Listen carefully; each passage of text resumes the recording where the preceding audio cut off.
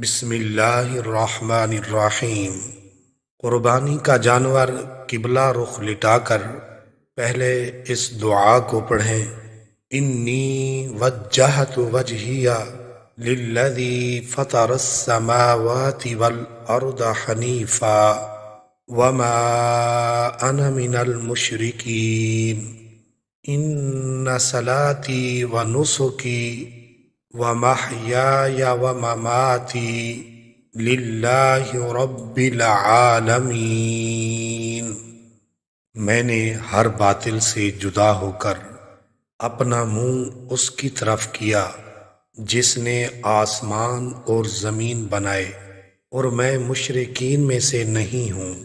بے شک میری نماز، میری قربانی، میرا جینا اور مرنا اللہ ہی کے لیے ہے جو تمام جہانوں کا پالنے والا ہے۔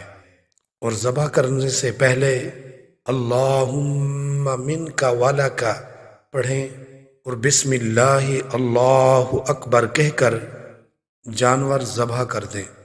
جانور ذبح کرنے کے بعد پھر اس دعا کو پڑھیں، اللہم تقبلہ منی کما تقبلت من حبیبک محمد صلی اللہ علیہ وآلہ وسلم وخلیلک ابراہیم علیہ السلام۔